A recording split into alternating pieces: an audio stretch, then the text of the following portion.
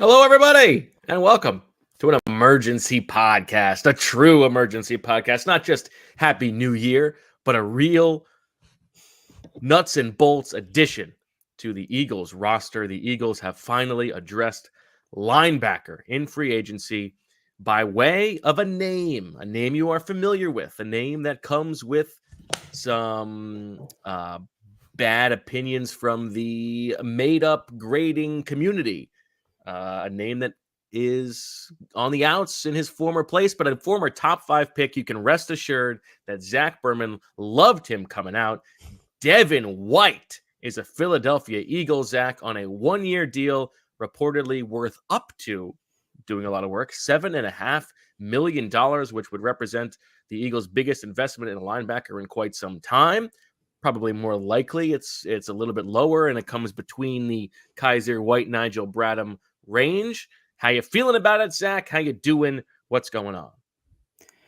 Yeah, this is a signing we've been discussing. We talked a few times about Devin White, and it is a name. There is draft pedigree, of course. Coming out of college, there was elite athleticism. Now he's been in the league for 5 years, and he lost his job basically with the Bucs. Like he got benched. You can say that there were complicating factors at play there. He was unhappy. He didn't get a new contract. He wanted to be traded. There was some injury, but the reality is he was not the player last year that he was the first 2 years of his career. And he was, an all-pro early in his career. He was a key player on a Super Bowl team, but the Tampa Bay Buccaneers did not keep him. And when you have the number 5 pick in the draft and you just let the guy go, right, that says something, because you spend the number 5 pick on a player who you're expecting to be a core player in your system. It's not like he left because of money. They just decided this was not the player for them anymore. So you need to understand that going into it. Now, from the Eagles' perspective, you don't just evaluate the player, you evaluate the alternatives. And based on who was left on the market, it was pretty bare. We had been discussing this. There wasn't a surplus of options. I could tell you now, because I imagine we'll get to it, I would probably have preferred Willie Gay, the contract he had, than Devin White, the contract that Devin White had. If you're going to pay upwards of like $8-9 million, I would have gone after Jordan Brooks on a multi-year deal. But given, we'll see what the contract is when it comes out. There's some upside here. There's certainly some risk here. It's the way the Eagles approached linebacker this offseason. And I think with what the alternatives were on the market right now, outside of Jerome Baker, there's no one that screams to me it would have been a better play than Devin White. Yeah, I have a couple thoughts here. First of all, thank you for indulging me and pushing the show to 9:30. I know we were maybe going to go earlier. I do have to tell you that the reason that I wanted to push it back is because the big UConn Minnesota Duluth game was at 7:00. First round of the NCAA tournament. UConn's first time, the women, the hockey team. And for the third straight game, dating back to semifinals of the Hockey East tournament to the finals of the Hockey East tournament, they are in overtime. And so I am dual screening you right now. I just need you to know that I am I have a bit of a split attention. That's okay. I'll carry us. But a couple thoughts on Devin White as UConn forges ahead. I think the Eagles know all of these things, right? The book is that he was benched because he was freelancing too much. There are some reports that part of that had to do with the fact that he was unhappy about not getting his 5th-year option picked up. There is obviously some disagreement, and I feel like we've used the word acrimony a lot over the last 4 days. A little bit of acrimony with the coaching staff. I understand that this is a 26-year-old with pedigree, and you can talk yourself into this is a different system. This is a different scheme. Maybe we will have a different plan for him than he was, and then the way that he was used with Todd Bowles. Now, Todd Bowles is a very good defensive coach, but they were asking different things of him. He has playmaking upside. We will get to some of those statistics. My biggest takeaway is that I do not think that you can still go into week 1, and I don't imagine they will, imagining that Devin White and Nakobe Dean are your linebackers and you're good there. I feel like this is maybe a prelude to like a Zach Cunningham re-signing, because you need one other dependable-ish guy there.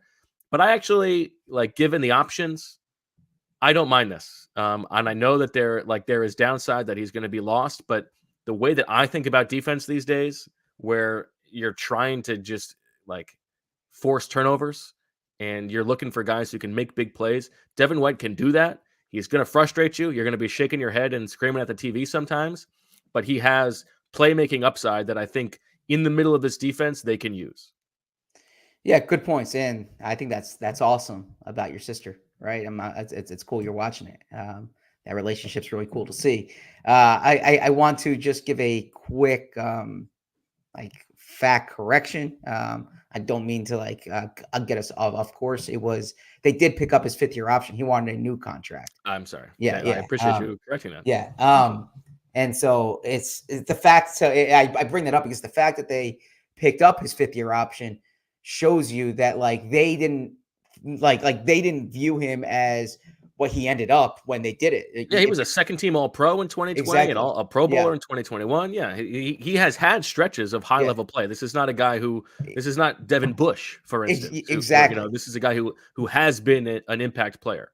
Yeah, and you put it more succinctly than I could have there. Like, there's this idea that he's this bust, and like the reality, he was overdrafted. You're the 5th pick in the draft. You don't get a second contract with your team, but he's been really productive for them in the sense that, like, we all saw that Super Bowl when he had the pick 6, right? And he's been a key player on key teams. He wore the C on his chest. We all saw that on the photos. So this was not a case like you mentioned. Devin Bush was the same draft. Pittsburgh traded up for him. They didn't keep him after 4 years. I think the frustration from Devin White's perspective, from what I understand, is he wanted the big contract after or going into year 5. Tampa Bay didn't give it to him. Then last year was a disaster. He got benched for KJ Britt later on in the year. They were splitting time in the postseason and in the late season. So, yeah, look, I don't think this is a prelude to a Zach Cunningham type. I think it's probably it could be a prelude to a draft pick, a 3rd-round pick or something like that, where Devin White's holding the seat until someone comes in. I think this is probably your veteran ad. I could be wrong. Now, if they bring in a veteran, like my point is this, and we do have to see the contract, but I think they would have done what they did last year, where they signed 2 cheap guys and let them go out for it. If there's any type of real money here, Devin White's going to be on the team, and you expect him to be the front runner to be the starter. Yeah, I mean, my guess is it's really like a $5 million deal. Yeah, which is still an investment for them at linebacker. But keep in mind, as we keep talking about it, like as Josh Tolentino told us, like Nakobe Dean's coming off 2 Liz Frank injuries. Yep. So good point. You are not just penning him in to be on the week 1 roster, and even regardless of that, he hasn't proven he can stay healthy. So the Eagles need to be aware of that, and I'm sure that they are. I think it's interesting what it tells us of them going after Devin White here, because they're talking to Vic Fangio. Like our guess was like he's probably not going to be a Vic Fangio guy because his reputation is that of a freelancer. Well, Vic Fangio knows that, and he's obviously signing off on this. He sees the tools in the body, and I'm sure, thinks that he can get the most out of that. You talk about just the big plays that I was alluding to. This is a made up stat, okay? But it's just sacks plus interceptions plus forced fumbles plus fumble recoveries over the past 2 seasons among linebackers. It's Frankie Louvu and Demario Davis tied at the top, then Patrick Queen and Josie Jewell. Then it's Devin White after that.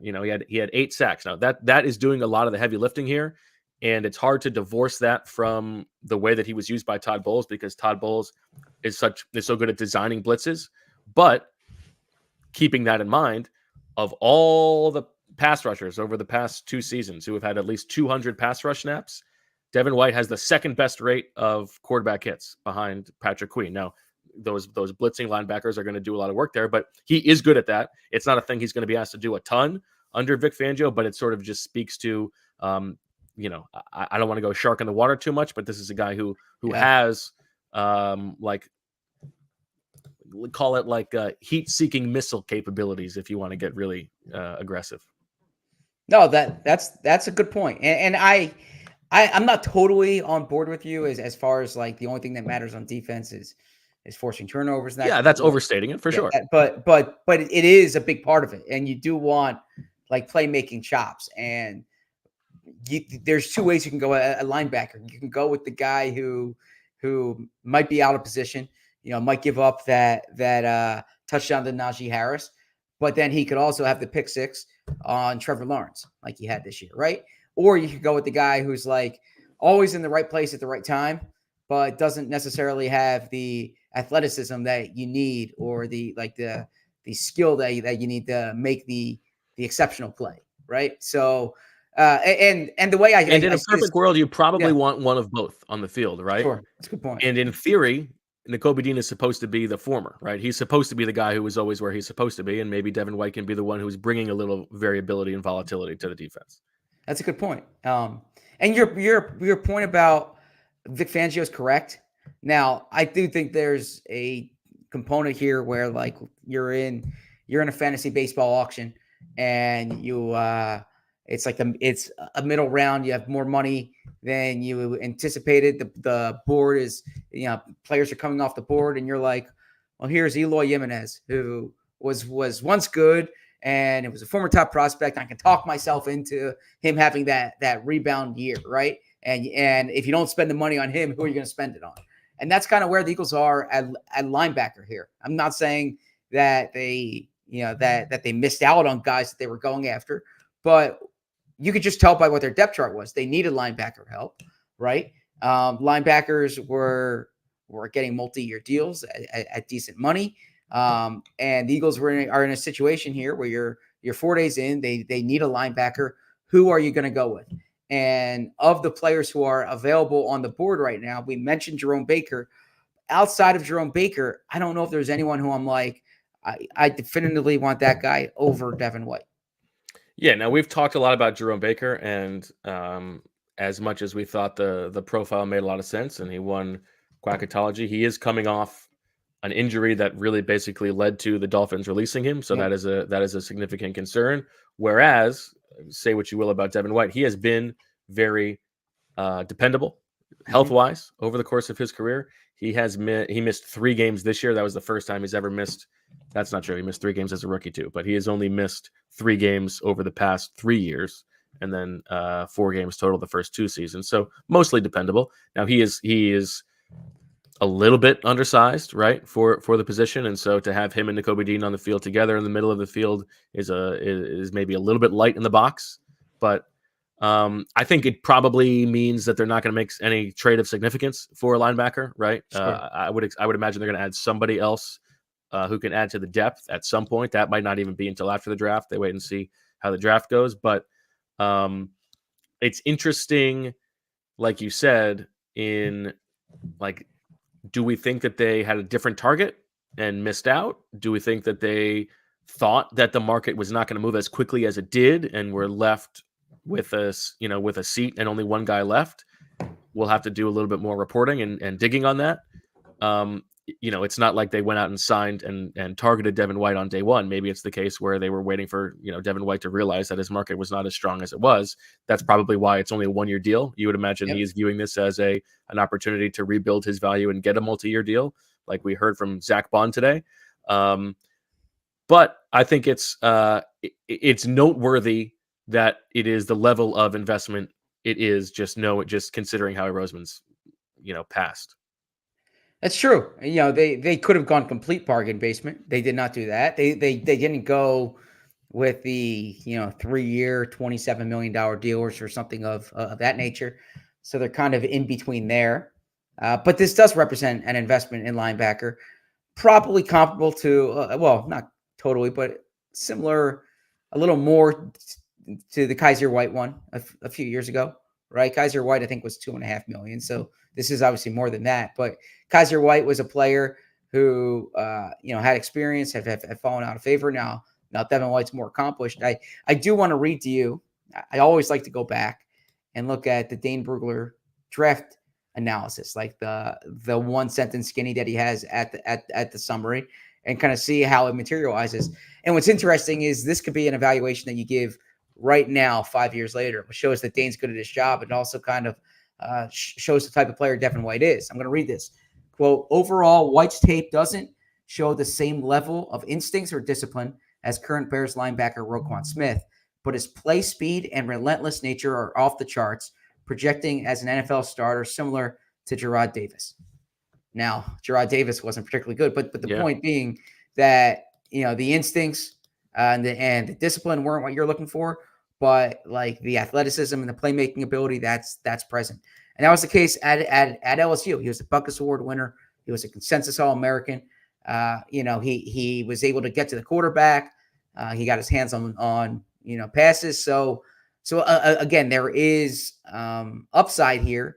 Now, I also see in the chat, should have paid TJ Edwards. Look, that's fair. When you look at this contract, look at TJ Edwards' contract. The Eagles were in a little different cap situation last year, but still, you could make the argument they should have kept TJ Edwards at this money compared to signing. We've had the conversation many times before. Yeah. My contention is the mistake they made with TJ Edwards was not extending him the year before, and after the 2022 season. That's when they could have gotten him for a real deal. Agreed. And that's what part of the reason I think they should. I kind of expect that they should sign Milton Williams to an extension this offseason, but that's a discussion for another day. All right, anything else on Devin White or the linebacker situation as it stands? Yeah, I want to reiterate, I don't think this changes anything with the draft. I wasn't expecting the Eagles to take a linebacker in the first 2 rounds before. I've heard hope of like an Edgerrin Cooper type. That would still surprise me if the Eagles went linebacker early, but I wouldn't roll it out in round 3. I could see that being something that they do pursue. And like, as I said, it could be a situation where Devin White's keeping the seat warm for somebody like, whatever your 3rd round draft pick is. Let's say Junior Colson. I know there's a lot of, Peyton. I know there's a lot of Peyton Wilson fans out there, and we'll have a lot of time to talk about linebackers in the draft. But I still think linebacker would be on their radar, and a guy who can push either White or Nakobe Dean, right? Nakobe Dean's not entrenched in that spot either. Yeah, I think my general overview and take on Devin White is I'm certainly skeptical, like most people, that this is going to be an impact signing, but it is a capable player, and I don't mind at a position where you're probably not going to make a significant investment, rolling the dice on someone who at least has a history of high-level play, and you are banking on this situation being a little bit different for him. I think that is an okay bet to make.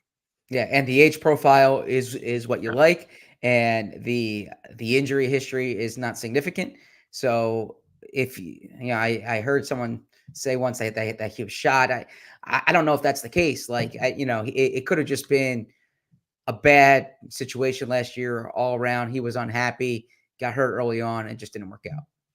Now we have some other Eagles news, Zach, as Jalen Hurts may not have anyone in the building he trusts anymore because Jack Stoll is signing with the New York Giants, according to reports. I thought today when Saquon Barkley at his press conference said, we got to keep the main thing, that maybe this was like a New York Jets Aaron Rodgers situation where they were just letting Jalen Hurts be the general manager. But to see Jack Stoll leave lays that to bed, because clearly if Jalen had anything to say about it, Jack Stoll would be here. Yeah. Now the Giants listened to our show earlier today, and we're like, we really need to upgrade the explosiveness on this offense. So let's go at Jack Stoll. No, Jack Stoll I give credit to Jack Stoll, undrafted guy, made the roster, had an important role, or a decent role on the team for 3 consecutive years, was part of the Super Bowl team, was the number 2 tight end. I expected the Eagles to look around at that position. When the Eagles I didn't expect the Eagles to tender him. I didn't know what the market would be for Jack Stoll, but good for him. And this probably has ramifications in Flu World Order. I haven't checked it out. But I was higher on Stoll's return than you. So you certainly have. You are in the lead in people who haven't come back yet. Gotcha. I'm still in the lead for the people who are already back. All right. That's a good balance between us. Good place So to be. yeah, so we'll see what I still don't get what like the Giants are doing offensively. I don't think Jack Stoll changes much, but they have the tight end that they took in the draft, Bellinger, right? Who was like I thought was Clay? like the number. No, not Clay. But he was like the Cody? number two to Waller. So I'm not quite sure. Adding another number two tight end is what the Giants need. But hey, good for Jack, and as you would like to say, has that strong voice, right? He can That go gravel voice. across Yeah. he can go across the river and Daniel, I'm go to open. Broadway. Daniel, I'm open. Yeah, and go to Broadway. He can do that. Throw me the ball. Nothing. Daniel won't Did throw you to see me. John Schneider? By the way, speaking about the Giants, real quick, not to make this a Giants show, but did you see John Schneider's quotes tonight? No. So John Schneider gave the New York media a little something to chew on, where he said that the Giants wanted to, I'm sorry, the Seahawks wanted to keep Drew Lock, but the Giants basically convinced him by telling him he's going to have a chance to win that starting job, which is Wow. like, Oh, I love that from John Schneider. He knows what yeah, he's doing. That's great. yeah. So this is You know what's now like, funny is Pete Carroll was a little bit petty about the Sean Desai thing last year too. Like maybe that's oh a playbook in the Seattle building is just like let's ruffle the feathers of the teams around the yeah. league who just inconvenience us a little bit. Yeah, but you can see the Giant now. I like what the Giants have done on defense, but if Drew Lock and Jack Stoll is going to be what fixes that offense, I'm I'm not feeling it. That's funny. All right, we're gonna have a full show tomorrow at noon, Zach. So we don't need to go into it too much, but just any big takeaways from this afternoon, hearing from Saquon Barkley, Bryce Huff, and Zach Bond. Not necessarily Zach Bond. Still waiting to see what the role is. Right? I mean, he wanted to be an edge rusher with the Saints. That's that. He thought he played well there, and when he finally got that chance at the end of last year, I didn't expect the Eagles to sign him as an edge rusher, but as you said on the show the other day, is that inside outside versatility. Now, from Saquon, it was kind of what I expected. He did shoot down the James Franklin thing, said things were kind of lost in translation there. His agent had communication with the Eagles, and he's going to be at Penn State tomorrow for pro day, and so he might have a few words with James Franklin there. But likes the opportunity here, like the guaranteed money that was coming. Bryce Huff, it's probably what we expected. He thinks there's upside rushing the quarterback. He can show more in the run game. Has proven a lot as an undrafted rookie getting to this point. And that's about What do you it make for of those. what do you make of the idea that he looks like Boston Scott? Yeah, Ed Kratz said that to me. In I between, can see it. I didn't think it at the time, and then I saw the side-by-side photos, and I was like, He's all right, Boston Scott has I can see had it. that haircut in the past, and that Yes. really, really brings it together. Yeah. Yeah, I can see that. I thought Dave Zangaro gave a good one for Zach Bond. He said, look like Ryan Harris. And I He like does that. look I like definitely Ryan saw Harris. that. He looks like a Yeah. combination of Ryan Harris and Kurt Coleman. Okay. I can see that. And as someone mentioned on Twitter, Shield will be envious of that well-shaped dome that he had. I actually thought he could have done a better job with that. Oh, really? Okay. Yeah. Neither here nor there. Oh, All right, last thing, a couple starred comments here. How do you feel about?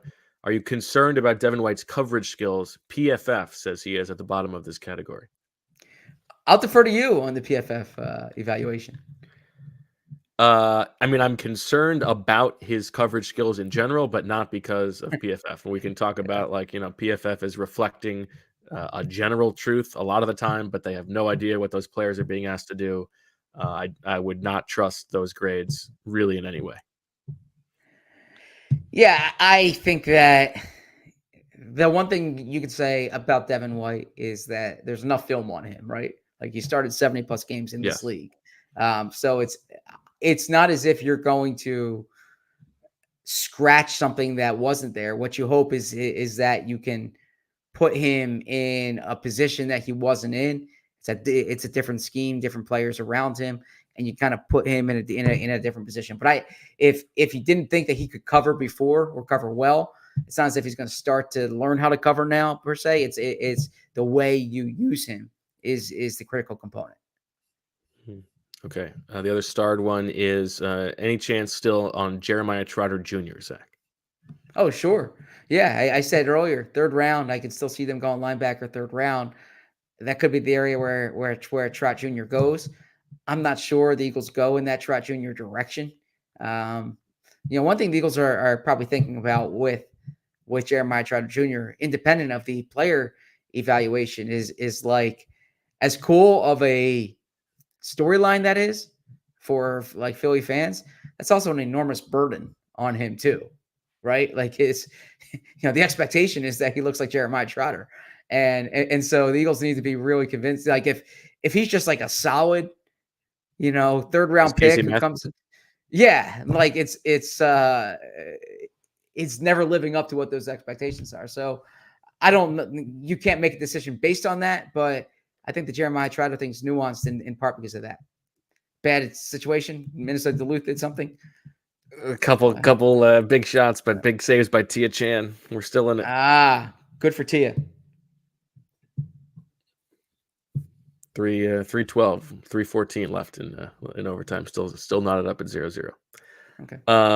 Yeah, I think all of that is right. I guess the upside is, if you view Vic Fangio as being able to really disguise who is coming, and if you've got Hassan Reddick and Zach Bond on the field, and both of those guys can drop, and Devin White comes, and some of that stuff is involved. Like they're gonna utilize that as a real part of the defense. That's a nice little thing to have.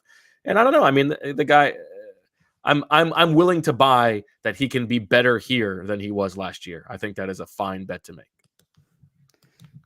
We'll see. And coming out of the draft, like I said, he owned 7 horses, including Daisy May, who he housed. Brooks Cabina piece on that. Yeah, I'm looking forward to reading that. But I don't know where the. I mean, that's a bit of a shot. What, that I haven't read that yet already?